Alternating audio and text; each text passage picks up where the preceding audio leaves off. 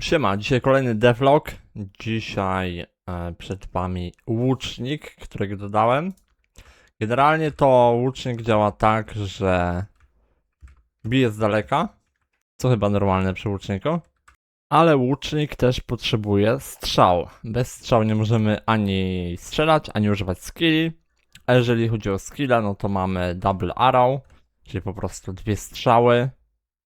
Jeżeli jesteśmy poza zasięgiem, klikniemy skilla, to postać podejdzie na zasięg i wtedy walnie te strzały. Drugi skill to precyzyjny strzał, czyli po prostu taki mocniejszy trochę one target. Pyk. Kolejny skill to jest salwa, czyli od 2 do 3 targetów. A i te skille one target mają krótki cast time, ale już obszarówki są instant. Także pyk. Tu mamy pierwszą obszarówkę. Czyli burza strzał bije do 6 targetów wokół postaci. Pyk.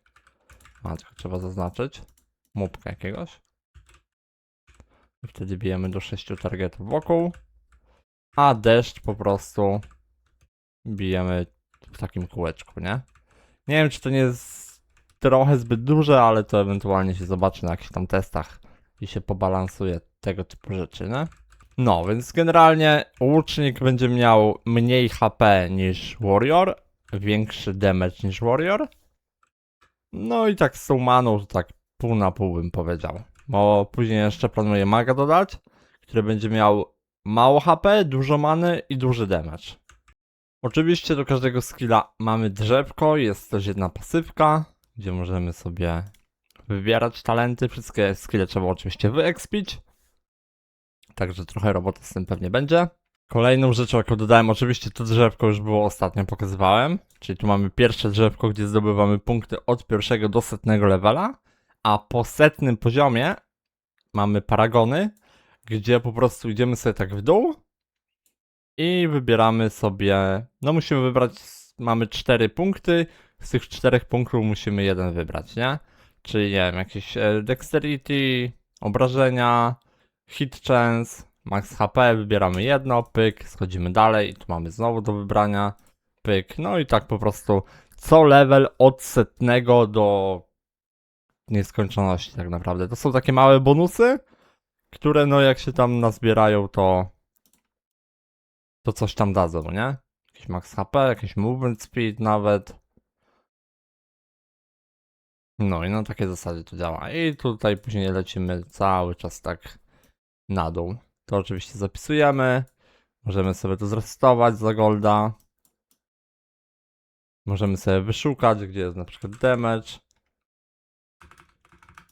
Tak samo w tym poprzednim mamy szukajkę, że nam podświetli. O, pyk, tutaj mamy damage wszędzie.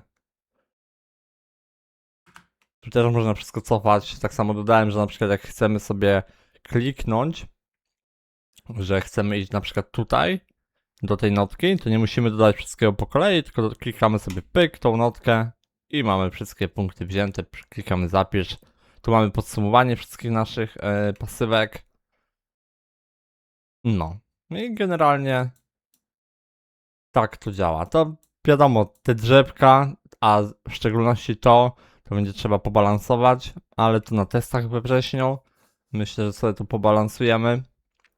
No i póki co tyle. Widzimy się w kolejnym vlogu. No i we wrześniu testy otwarte.